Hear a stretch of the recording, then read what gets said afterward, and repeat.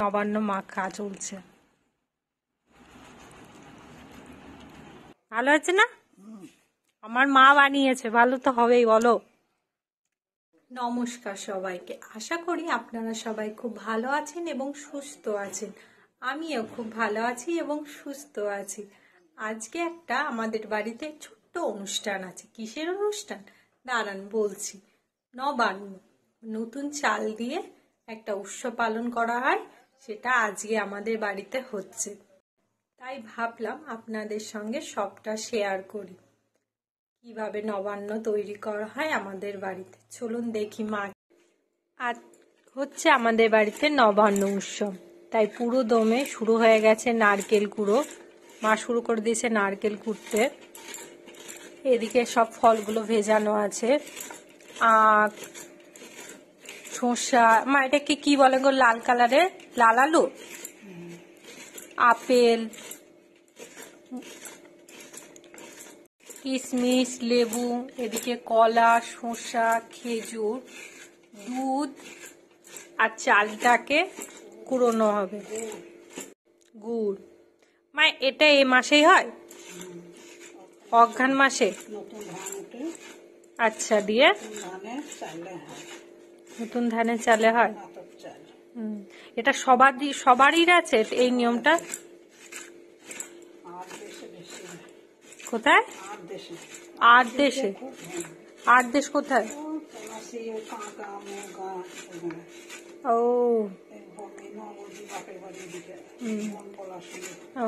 দিশে কি 14 জনকে দিতে হয় নাকি?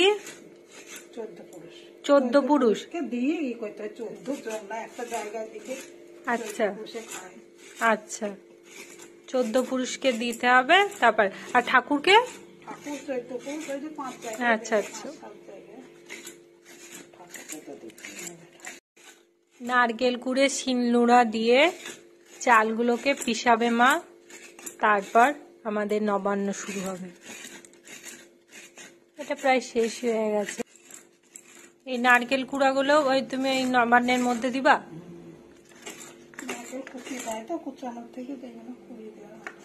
মুখে বাঁধবে না। দাদু মারা যাওয়ার আগে নবান্ন খেতে চেয়েছিল, কিন্তু খাওয়া হয়ে ওঠেনি, তাই প্রতি বছর বাৎসরিকে মা নবান্ন করে একটু দেয় দাদুর ফটোর সামনে, যেহেতু দাদু চেয়েছিলেন, আর খাওয়া হয়ে ওঠেনি। আমার দাদুর মারা যাওয়া তাও কত বছর হলো? 10 বছর হয়ে গেছে বলো? 10 বছর। দিদির বিয়ে, বড়দির বিয়ের পরপরই তো মারা গেছে। হ্যাঁ, বিয়ের পর 1 বছরও তো হয়নি। হ্যাঁ হ্যাঁ হ্যাঁ, দেখতে দেখতে বোধহয় 12 বছর হয়ে গেল, 10-12 বছর।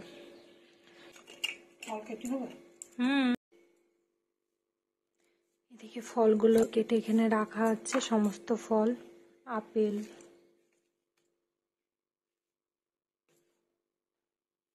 সমস্ত ফলই দেয়া যায় বলো? সব ফল, কোনো বাধা নেই। তারপর কাঁচা মিষ্টি, আখ,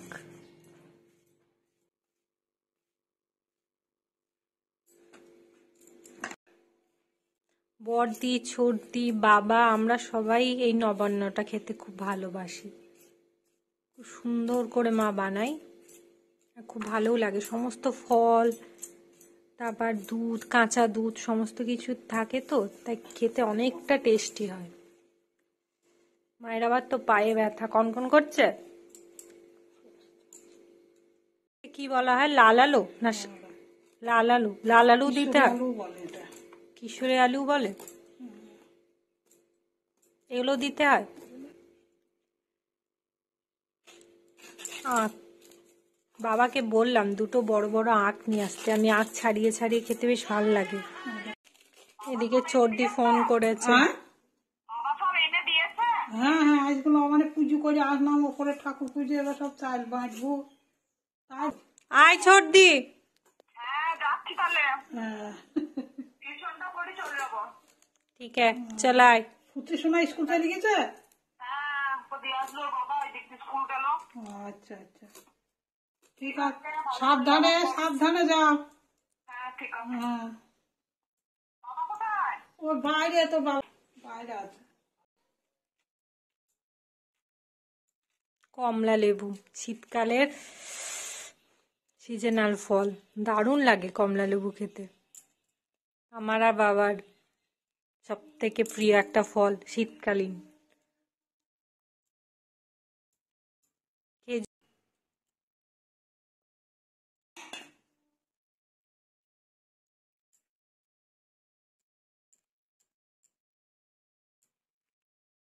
মোটামুটি আমাদের ফল সমস্ত কিছু কাটায় কমপ্লিট।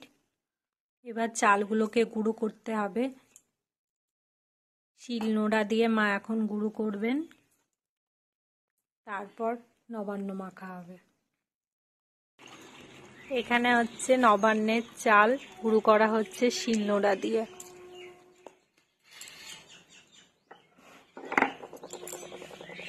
আসলে আমার মায়ের পায়ের ব্যথা, তার জন্য হাঁটু গেড়ে বসতে পারে না, তাই এইভাবে ছড়িয়েই বসতে হচ্ছে, কিছু করার নেই।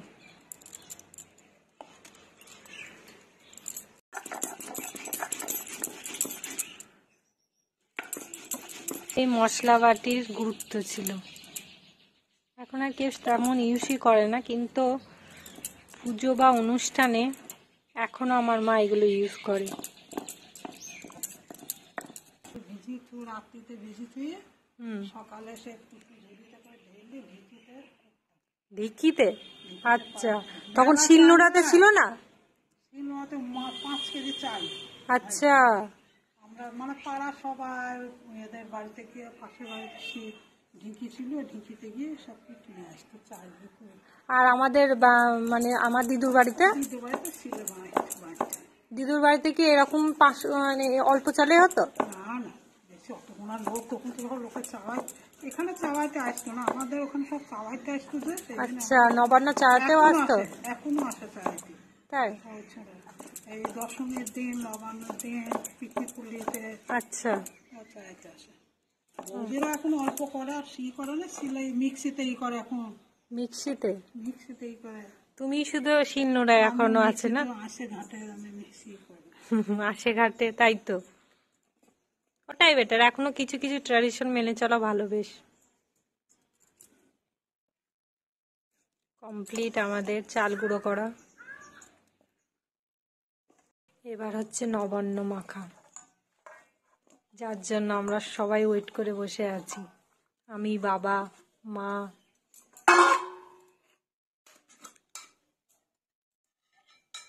ওটা কি মা? মিষ্টি।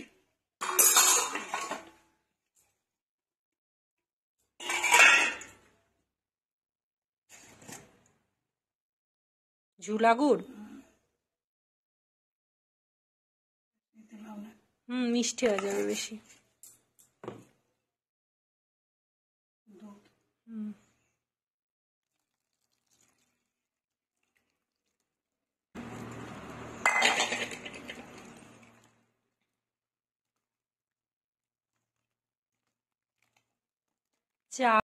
চাল, সমস্ত ফল, নারকেল কুড়ো, সমস্ত কিছু মিশিয়ে একটু কাঁচা মিষ্টি দিয়েছো? কাঁচা মিষ্টি দিয়ে এবার নবান্ন মাখা চলছে। তারপর 14 পুরুষকে দেয়া হবে, ঠাকুরকে দেয়া হবে, তারপর আমরা দেয়া হবে। ওই তুই হয়েছে, বলো। 4টা বা 5টা বাটি দিয়ে কর। আচ্ছা, ঠিক আছে। করে তোমরা হয়তো ভাববে এখানে যে কাঁচা দুধ দেয়া হয়, আমরা কেন জাল দিয়ে দিলাম। আসলে আমিই বললাম, কারণ আগেকার যুগে তো কাঁচা দুধ মানে সবটাই পরিষ্কার ছিল, মানে হয়তো গরুর দুধ দুইয়েই দেয়া হতো বা জল মেশানো হতো। এখন তো কাঁচা দুধ মানে কত কিছু কেমিক্যাল মেশানো, তাই মাকে বললাম মা জাল দিয়ে দাও। তাই মা জাল দিয়ে দুধটাকে ঠান্ডা করে তারপর মেশালো, কোনো কেমিক্যাল থাকলো না। তাই আগেকার যুগে তো সব কিছুই পরিষ্কার, ক্লিন, টাটকা থাকতো। এখনকার সবই ভেজাল মেশানো না, বেসিক্যালি দুধে কত কেমিক্যাল দিচ্ছে। তার জন্যই বললাম মাকে জাল দিয়ে দুধটা দিতে ঠান্ডা করে, তাই মা দিয়েছে। একটুখানি গঙ্গা জল দেয়া হচ্ছে, তুলসী পাতা না দিলে গোবিন্দকে অর্পণ করা যায় না, শ্রীকৃষ্ণ ভগবানকে। আমি তো শ্রীকৃষ্ণ ভগবানই বলি। তো রেডি আমাদের।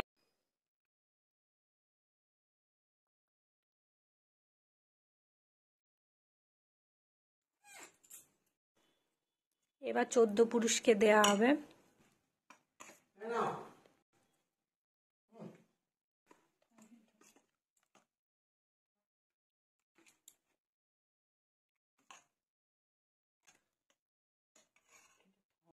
এর মধ্যে পুরি গালতে হবে বেশি করে। ধূপও জ্বালাতে হয় না আজকে?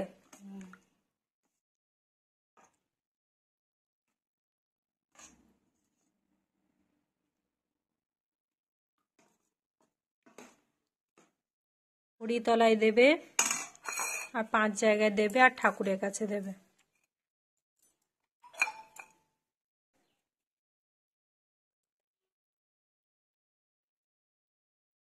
এটা হচ্ছে আমাদের তুলসী মন্দির। ঠাকুরকে, 14 পুরুষকে সবাইকে দেয়া কমপ্লিট। এবার আমি বাবাকে একটু তুলে দেব, তারপর আমি আর মা খাবো। মা যেহেতু ঠাকুরকে ওই ধূপ দেখাতে গেছে, তার জন্য মা আর আমি একসাথে খাবো। আগে বাবাকে দিয়ে দিই। আমাদের নিয়ম আছে, নবান্ন যেদিন হয় সেদিন নবান্ন না খেয়ে কিচ্ছু খাওয়া যায় না। মানে আমাদের শুধু চা খেয়েছিলাম, আমি আর বাবা। মা কিছু খাইনি, আমি আর বাবা শুধু চা খেয়েছিলাম। এটা নবান্ন মুখে দেওয়ার পরই তারপর আমরা সকালের টিফিন খেতে পারবো। তাই বাবাকে আগে তুলে দিচ্ছি, তারপর মা আসলে আমি আর মা খাবো। বাবা কিছু খাওয়ার আগে আগে ঠাকুরকে অর্পণ করে, তারপর খাই। বাবা খেয়ে বলবা কেমন আছে? কেমন আছে? ভালো আছে না? আমার মা বানিয়েছে, ভালো তো হবেই, বলো। টেস্টি। আমার আর মায়ের জন্য বেড়ে রেখে দিলাম, মা আসলে আমরা দুজন একসাথে খাবো। আজকের মতো এইটুকুই। ভালো থাকবেন, সুস্থ থাকবেন, আসি, টাটা।